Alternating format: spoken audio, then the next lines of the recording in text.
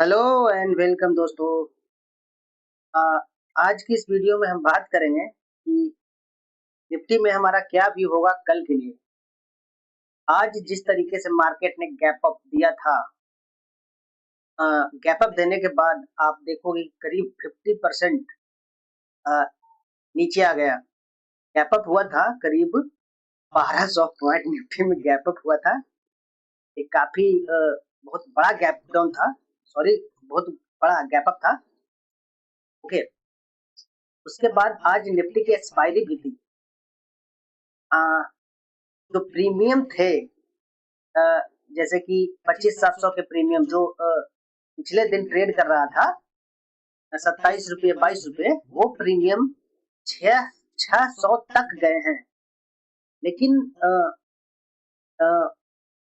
इसके बाद में हुआ क्या कि प्रीमियम तो 600 तक गए, बट किसी ने अगर उसे एग्जैक्ट बुक नहीं किया होगा मार्केट खुलने के 1 मिनट से भी कम समय के अंदर, तो उसका प्रीमियम क्रैश हो गया। क्योंकि आईवी क्रैश हुआ।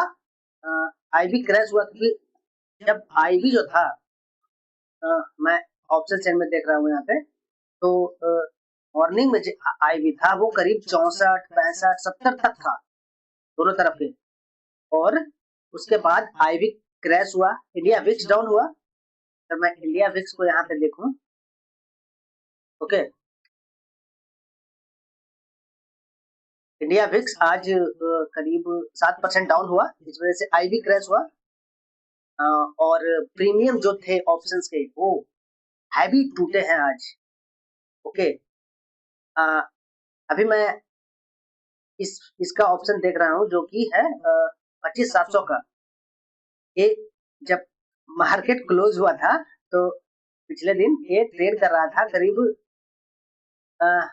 कर रहा था, आप देखो 20 रुपया के आसपास था, 20-22 रुपया के आसपास। ओके, और आज जब मार्केट खुला तो ये करीब चला गया 619।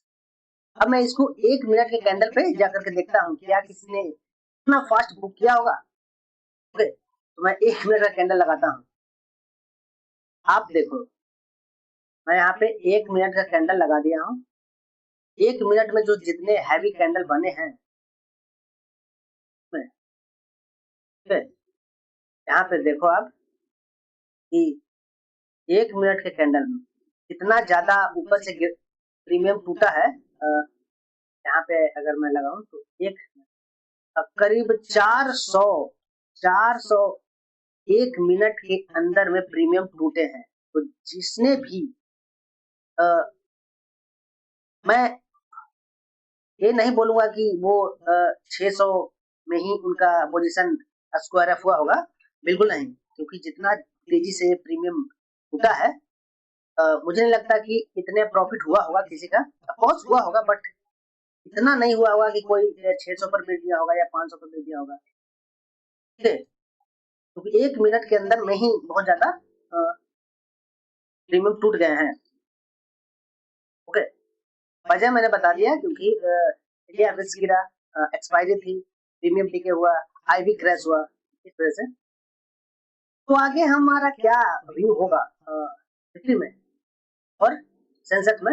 ओके, क्योंकि ट्रम्प ने जिस तरीके से अनाउंसमेंट किया उनके जो सोशल मीडिया पे कि हम इस तरीके से भारत के साथ ट्रेड डील करने वाले हैं, इसका नतीजा की 1200 पॉइंट निफ्टी और 3700 से ऊपर सेंसेक्स खुला।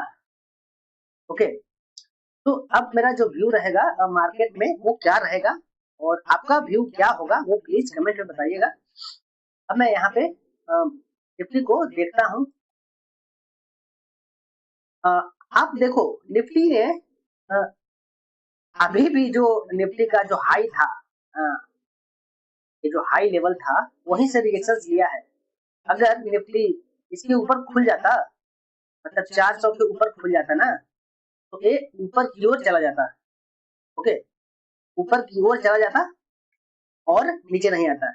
वजह यही था कि निफ्टी ओपन ही हुआ सपोर्ट रेसिस्टेंट एरिया पे, और रेसिस्टेंट एरिया पे ओपन होते ही वहां से जितना मार्केट ने ओपनिंग दिखाया था उससे 50% नीचे आकर के बंद हुआ है। ओके, तो हमारे लिए अभी भी निफ्टी इसके नीचे ही है, अपने ऑल टाइम हाई से नीचे ही है, और मैं इसमें सपोर्ट और रेसिस्टेंट मार्क करता हूँ। हमारा जो एक लेवल होगा यहाँ पे इस एरिया पे, ओके, 25,450 हमारे लिए सपोर्ट होगा, स्ट्रॉन्ग सपोर्ट का काम करेगा। ओके, और दूसरा मैं यहाँ पे सपोर्ट लगाता हूँ ऊपर की ओर, ये इस एरिया पे, ये एरिया पे हम सपोर्ट लगाता हूँ 50 पर। आज का जो लो लगाया है ये वाला, यानी कि 25,660 के आसपास एक सपोर्ट का काम करेगा। ओके, ऊपर रेसिस्टेंट है वो 26,330 के आसपास ही रहेगा। ओके, अब नेक्स्ट मूव क्या आ सकते हैं? देखिए, अगर ये निफ्टी इसको ब्रेक करता है, इसको ब्रेक करता है जो 25,650 के आसपास है, तो निफ्टी ये जो गैप बना हुआ है यहाँ पे, आज जो गैप बना हुआ है इस एरिया पर, तो इस गैप को ये फिल कर सकता है इजीली। ये जो गैप है, ये गैप आराम से फिल हो सकता है, 25,450 तक इजीली आ सकता है अगर ये ट्रेड करना शुरू कर दिया 25,660-50 के नीचे तो। ओके, मेरा व्यू क्या होगा कल के लिए? ऊपर के लिए अगर मैं यहाँ से फिबोनाची ड्रॉ करूं, इस एरिया से फिबोनाची ड्रॉ करता हूं, रिवर्स फिबोनाची के लिए जाऊंगा, तो ऊपर एक रेसिस्टेंट एरिया दिखता है 0.5 लेवल, ओके, और 0.6 लेवल, 2670 पे 0.6 लेवल और 25,990 पे 0.5 लेवल। बाजार अगर क्या करता है कि कल इसको सपोर्ट के रूप में ले लेता है, तो आप देखोगे कि इसको यहाँ से सपोर्ट लेकर के ये बाजार इस एरिया तक आराम से चला जाएगा, जो कि है 25,990 के आसपास, जो कि 50% का लेवल है। बाजार में गिरावट तभी आएगी जब ये जो लेवल है 25,660 अगर ये ब्रेक हो जाता है, तो ये आराम से जो गैप है वो भर देगा और ये निफ्टी आ जाएगा 25,450 के आसपास। ओके, मैं कल आशा करता हूं कि ये जो लेवल है वो ब्रेक ना हो 25,650 और यहाँ से एक बोनस मिले और आपको निफ्टी फिर से 25,990 के आसपास जाता हुआ दिखे। अब मैं बात करता हूँ सेंसेक्स के लिए।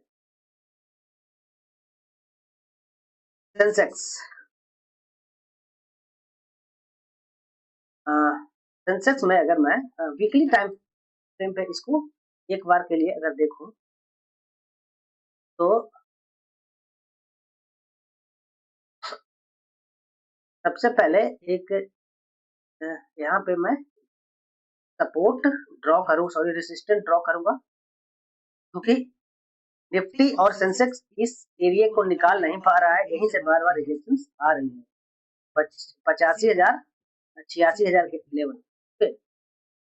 तो आगे इसमें क्या होगा सेंसेक्स में वो हम बात करेंगे। पहले मैं ड्राइंग जो है इसको हटा देता हूँ। ओके, तो वीकली टाइम फ्रेम पे देखो कि यहीं से रिजेक्शंस लिया है और अब मैं वन डे टाइम फ्रेम पे आता हूँ।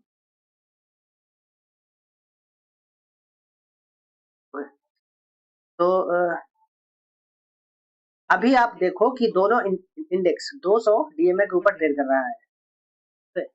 तो सेम उसी तरीके से मैं मार्क करूंगा, ये जो एरिया है ये सपोर्ट के तौर पे सेंसेक्स में जाएगा और आज का जो लो है सेंसेक्स का उसको भी मैं एक सपोर्ट के रूप में मार्क करूंगा। ओके, ऊपर रेसिस्टेंट तो 86,000 के आसपास है ही। अगर सेम उसी तरीके से इस लेवल ब्रेक होता है, ये लेवल ब्रेक होता है 83,550 और इसके नीचे ट्रेड करना शुरू कर देता है, तो ये गैप आराम से फिल हो जाएगा। ये चीज आप ध्यान रखो। अगर कल ये सपोर्ट ले लेता है इस एरिया को 83,500 के ऊपर ट्रेड करता है और यहाँ से ऊपर क्यों जाता है, तो आप फिबोनाची ड्रॉ कर सकते हो यहाँ से उसी तरीके से निफ्टी के जैसे। तो ये आ सकता है इस एरिया पे,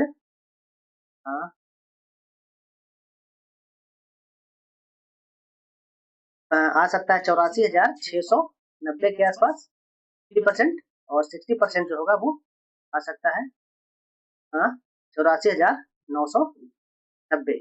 ओके, तो ये दो लेवल आप याद रख के चलो। अगर इसके ऊपर कल तो एक्सपेक्टेशन नहीं है ज्यादा मार्केट मूवमेंट की, क्योंकि आज काफी ज्यादा मूवमेंट कर चुका है। तो अगर कल एक डोजी टाइप के बनाता है और डोजी टाइप के ऊपर खुलने के बाद में अगर ऊपर जाने की कोशिश करता है, तो आपको आराम से इस एरिया तक आ जाएगा सेंसेक्स। तो ये था हमारा व्यू निफ्टी में और सेंसेक्स में। प्लीज कमेंट करके बताइए कि आपका क्या व्यू है और चैनल को लाइक और सब्सक्राइब करना बिल्कुल भी ना भूलें। मिलते हैं अगले वीडियो में, तब तक के लिए जय हिंद।